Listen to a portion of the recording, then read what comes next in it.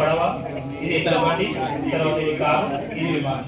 ప్రయాణ సాధనాల గురించి చెప్పేటప్పుడు మనము మట్టి రోడ్డు పైన వెళ్ళడానికి, తర్వాత మంచి రోడ్డు పైన వెళ్ళడానికి ఉండేటువంటి సాధనాలు, తర్వాత త్వరగా ప్రయాణం చేరుకోవాలంటే కారులో ప్రయాణించాలి, స్లోగా వెళ్ళాలి అంటే ఎద్దుల బండితో చేయొచ్చు. అదేవిధంగా నీటిలో ప్రయాణించడానికి పడవను ఉపయోగిస్తాం. అదేవిధంగా గాలిలో ప్రయాణించడానికి ఎక్కువ దూరాలను తక్కువ సమయంలో వెళ్ళడానికి మనము విమానాన్ని ఉపయోగిస్తూ ప్రయాణ సాధనాల గురించి పిల్లలకు ఇట్టే ఆకట్టుకునేటట్లుగా మనం బోధన చేయడానికి సులభమైనటువంటి టీఎల్ఎంస్ అది. అదేవిధంగా వ్యవసాయంలో మనకు ఆదిగా నుంచి నడుస్తున్నటువంటి సుస్థిర వ్యవసాయంలో భాగమైనటువంటి నాగలిని కూడా పిల్లలకు పరిచయం చేయడం ద్వారా ఇప్పుడు ట్రాక్టర్లతో యాంత్రీకరణ ద్వారా మనకు చాలా నష్టాలు జరుగుతున్నాయి. దాన్ని సుస్థిరంగా ఉండాలి అంటే నాగల్ని తిరిగి ఉపయోగించాలండి.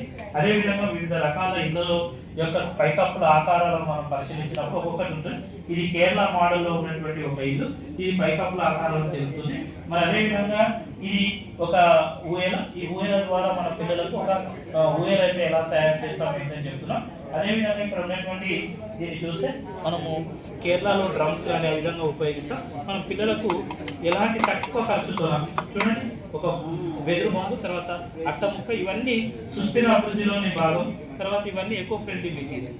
అదేవిధంగా ఈ వాయిద్యాలలో మనము డబ్బులు తీసుకోవచ్చు, తర్వాత పాతకాలంలో ఉన్నటువంటి బావి తీసుకోవచ్చు. మరి అదేవిధంగా ఇక్కడ విసరకర్ర కూడా తీసుకోవచ్చు. మరి అదేవిధంగా ఇక్కడ అందరిలో ఉండేటువంటి చాటదార వస్తువులలో ఉన్నటువంటి బియ్యంలో రాళ్ళను వేయడం కానీ, సపరేషన్ చేయడం కానీ. అదేవిధంగా మనకి ఎప్పటి నుంచో శ్రీకృష్ణుడి కాలం నుంచి ఉపయోగిస్తున్నట్టు వేణునాదం, అంటే మన సంస్కృతి ఎంత గొప్పదో, ఆ సంస్కృతిలో వెదురు ఎంత ప్రాముఖ్యతనో ఆ శ్రీకృష్ణుడు చెప్పుతూనే చెప్పిండు.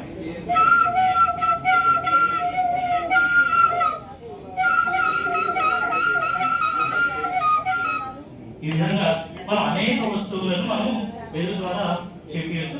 మరి ఇది డమర్ సార్, మన శంకరుడు ఉపయోగించినటువంటి డమరు. ఒకసారి మీకు ఏ విధంగా వాయిద్యం చూస్తాం.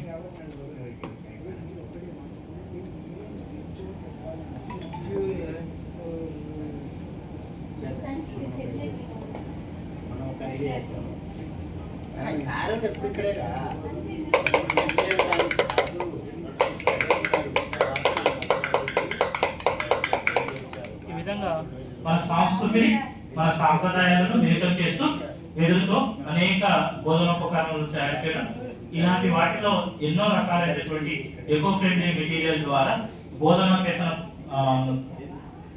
తయారు చేసి విద్యార్థులకు మంచిగా అర్థం చేసేదానికి మనం అందరము కృషి చేయాలి.